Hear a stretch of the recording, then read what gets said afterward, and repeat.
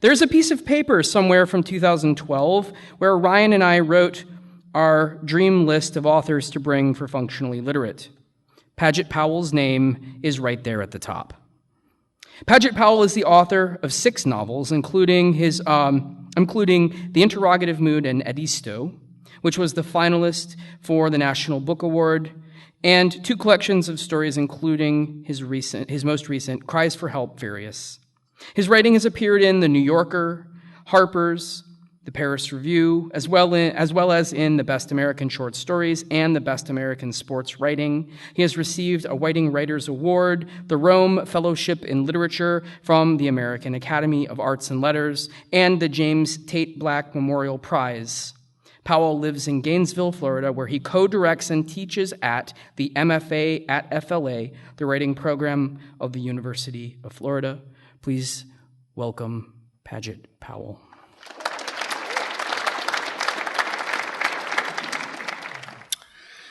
I read in the newspaper that I'm not a living legend, I am a living national treasure. And I'm vain enough to suspect that some of you have come here to see what one of those is.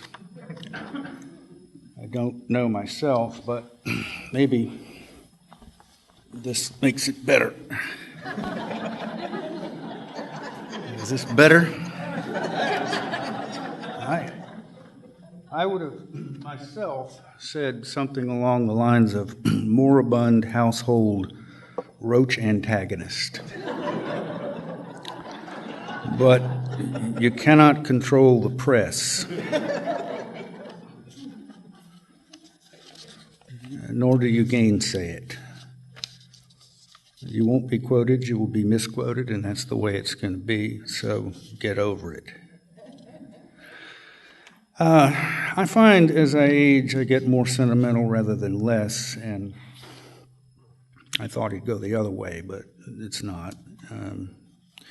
This term for people who eat locally, I think it may be locavore. Is that right? Some of you might be locavores. What would be the term for someone telling or writing local stories? I was thinking maybe something like locator. Anyway, I happen to have a local story. And out of this waxing sentimentality, I think I'm going to read part of it. But since we had Beth singing these poppy songs, I want to read something first with a little pop, and then read the locator story. And I should tell you in advance of reading anything at all that the original subtitle for this book was 45 Failed Novels, which gave me the occasion to discover that a subtitle like that makes a publisher nervous. And they, in fact, throw that subtitle out and give you their choice, which in this case is very pallid and bland stories. Well, these are not stories. These are failed novels. And here's one of the most aggressive failures I have. This is called Utopia. A man in a cigar-colored suit is not to be trusted. And frankly, my aversion to that one over there goes well beyond mistrust. I outright do not like the son of a bitch. A cigar-colored suit. I am pursuing my dissertation on ageation. That is the new science of getting old, in case you need to know what I am talking about. You probably don't.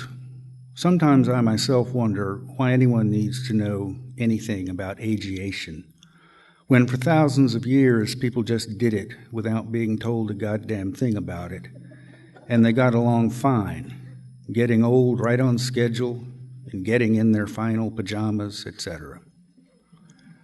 I wonder why anyone needs to know anything about anything when you get right down to it. In the same spirit of wonderment, I wonder why everyone has to suddenly be on the phone all the time. Everyone has suddenly decided they have to know what everyone else is up to at every minute of the day. How did this happen? We have all become the president. There is a new society forming. It is going to allow only running water in a house, a 3-channel TV, a rotary dial phone, a Ringer washing machine, and 1 car. When the cigar-colored suit-wearing asshole is not wearing that, he is wearing a sky blue one. It would be fun and gratifying to see a car knock him out of his shoes. There they would sit, some kind of Italian superiority, empty on the road, nearby which groans the lump who wore them to that forlorn spot. The ambulance might be forever in coming. What will become of the shoes?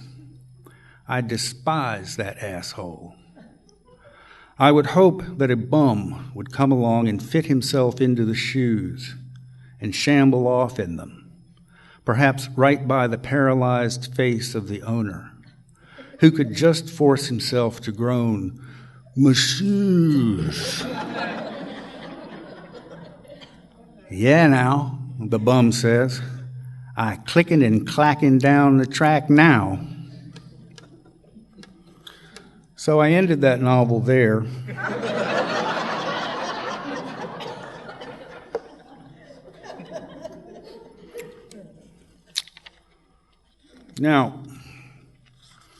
Now the locator takes over.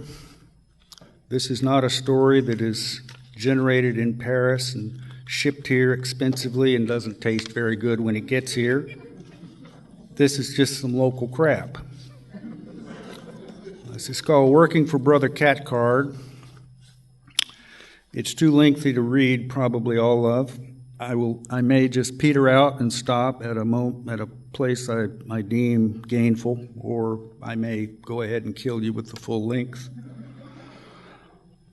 It may depend on how you're responding, which has to be auditory because I am blind. Working for Brother Catcard has been fun. I got to see the whole iceberg incident from the bow. The pastries are, I am told, and I do not have the wherewithal to doubt, as good as they are in France. My chi is in a superflow state. I liken it to spoon-beaten magma. Sister Willowtail has improved morale with her good cheer and legs, but I am not pruriently concerned with her. The danger levels on the floor of operations are under control.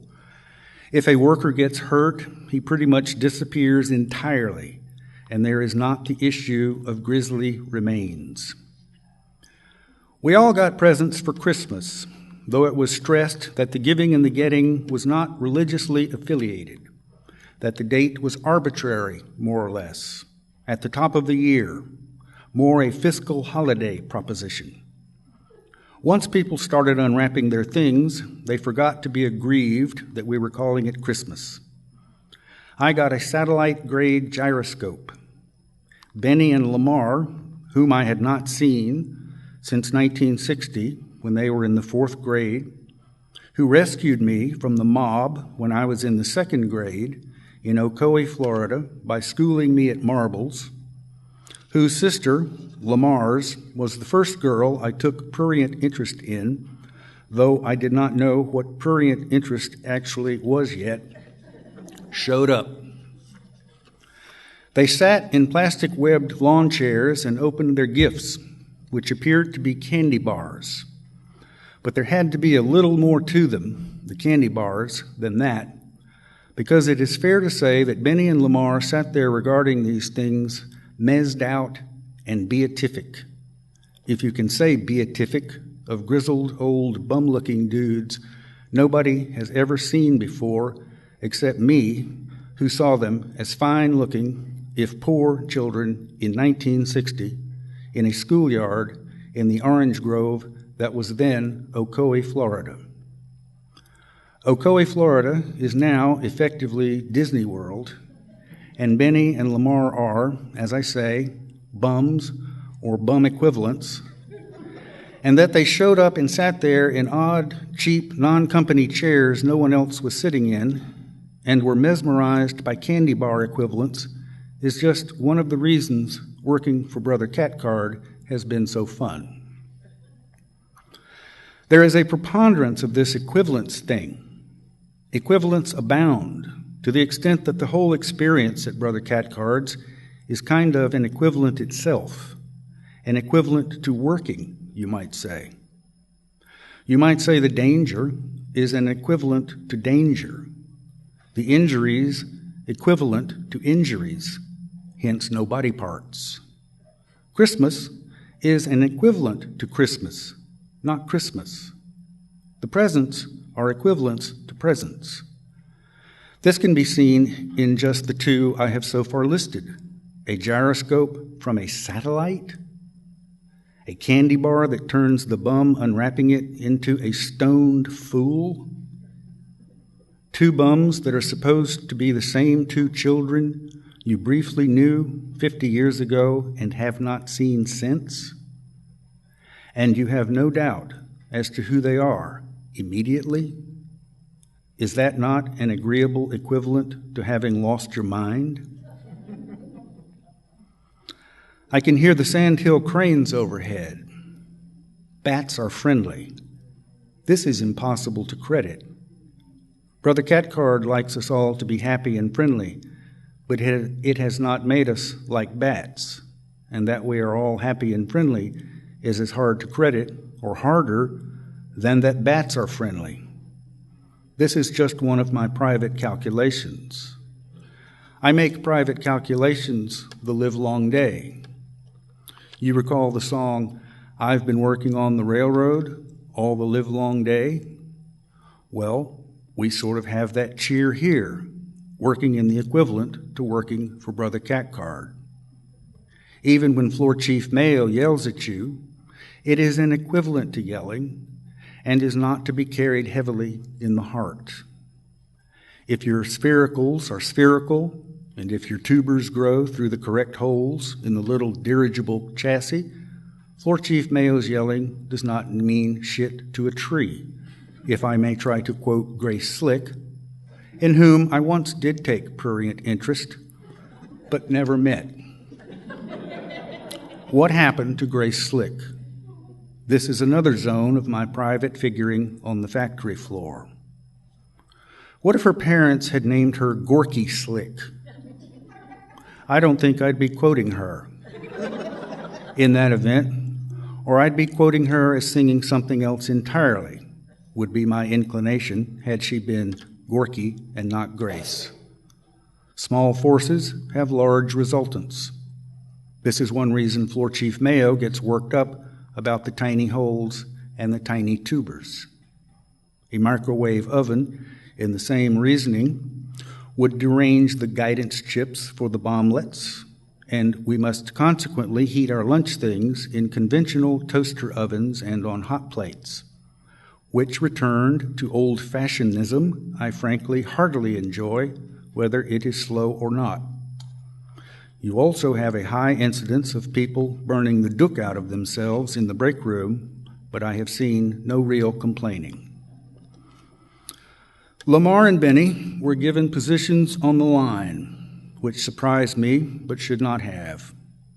It is possible that they had already been hired by the time they joined us at the Christmas party, or they were being watched in the interest of hiring them according to how they took the candy bar equivalents, etc. Let me say a word or two about that. Big Brother is watching you, which once was a somber and dire prophetic warning of some sort, as far as I can tell, is now such a given that we are frankly a little amused at the alleged concern the notion is said to have once raised.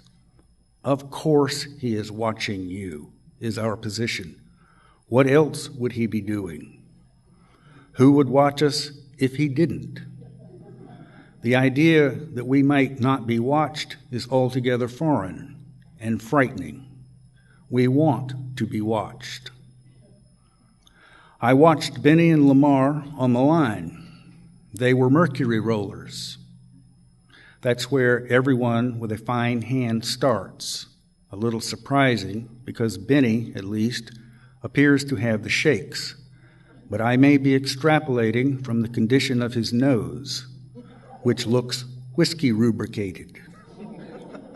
Oh, that is too poetic and probably inaccurate. It looks as red as an angry scrotum. By which I mean one that has been used and then not used when it would like to have been used. But Benny looks steady there with the mercury, and Lamar still has a bit of the fine cut he had when he was 9. His sister must have been 10, 11, 12 when I noticed her legs. She was wearing short shorts, and her legs were tight and long, and the shorts were tight on her legs, like, say, a rubber band on an eggplant. I know this is a stretch, but this was decades ago, and I was a child not yet ruined by thoughts of this sort, and now I am an adult who is. I have license. And as I say, if not that clearly, working here for Brother Cathcart is really all about manifesting an equivalence to making sense.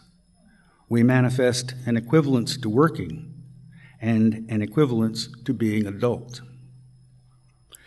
It occurs to me watching Benny and Lamar roll the mercury through the chutes to the atomizers that they are still essentially playing marbles, which is exactly what they were doing when I first saw them 50 years ago. And they were very good marble players, which is how, and I suppose why, they could afford to take me under wing and school me. We spent the bulk of the school day in a large yard worn to smooth dirt and full of incipient gangsters kneeling down, playing marbles all over it.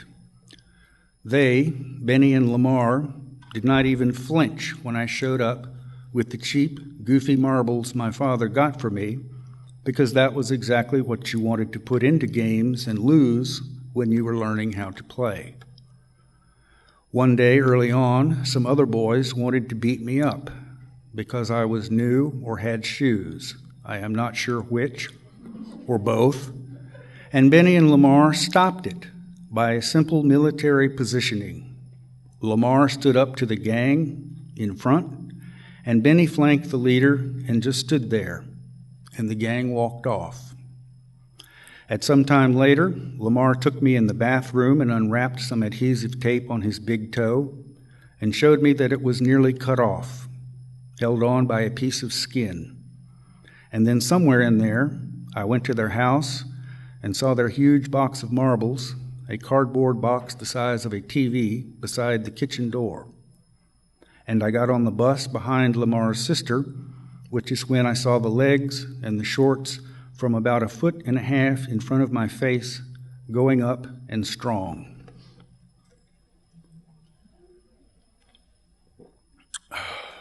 Let that poetic image sink in here a bit. It was really good.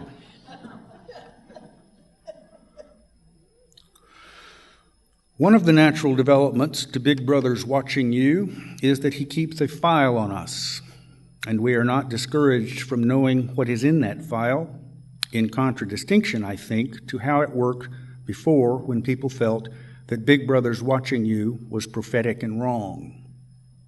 In that day, if I have it right, people did not know what Big Brother had on them in that file, and they were therefore correct to be worried and suspicious of being watched.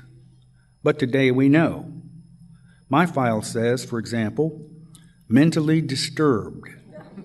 Hire him. He wants to make private calculations the livelong day. Let him. So I have no worries.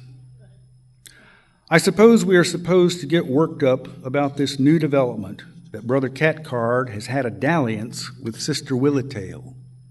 because it violates workplace ordinance or ordinations, some ord, or if it doesn't violate rules, because we want to have had a dalliance with Sister Willowtail ourselves, and that we haven't or can't, and Bro Catcard has and can, violates us and makes us jealous. But I am okay with the whole shpoo. Do I want her? Yes, I do. May I have her? Probably not.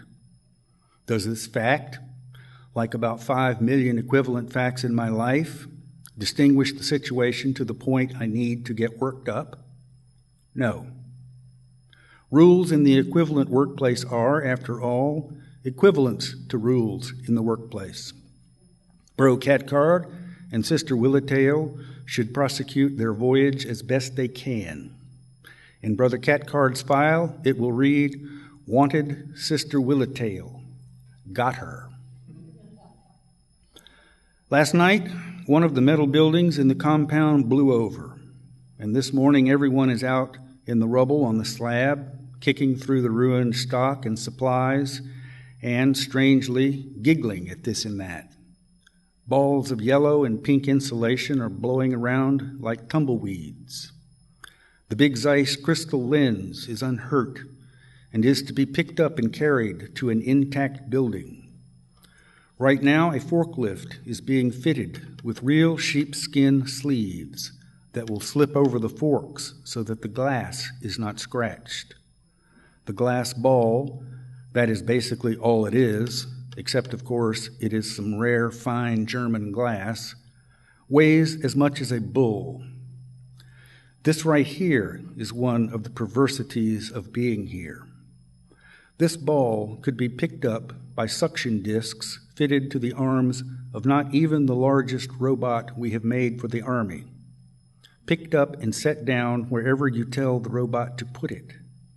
And that could be in any impossible place, up to 125 feet off the ground or 125 feet underground after it digs a hole with its other arm while holding the ball. And it can throw the ball a half mile. And yet Brother Catcard or someone above him deems that, after a tornado, for some reason, new technology must accede to old. And here comes sheepskin and a tow motor and an alcoholic driving the tow motor. Benny is on the forklift. They haven't even sprayed the ball with the Kevlar beryllium foam, which they also have the capacity to do, so that virtually nothing, to include some missiles, can harm it. Here comes alcoholic-looking Benny wheezing and grinning on a tow motor, with alcoholic-looking furry yellow forks out in front. He's got the forks about man-high and is making reckless speed across the rubble on the slab, jangling the forks even in their shearling booties. And as he gets near the ball, he lowers the forks and slows to a good professional approach speed, and it is easy to see that Benny is an old forklift man, and that what he is doing is picking up a giant marble. And I stop cringing. I start marveling. I like to marvel, but I often do not. I marvel in this instance because I have known this man for 50 years, although I did not see him for the 50 years between second grade and now. And what I saw him do then, and what I see him do now, is concern himself with marbles. Is there a God? Has something or someone determined that Benny and marbles are a thing?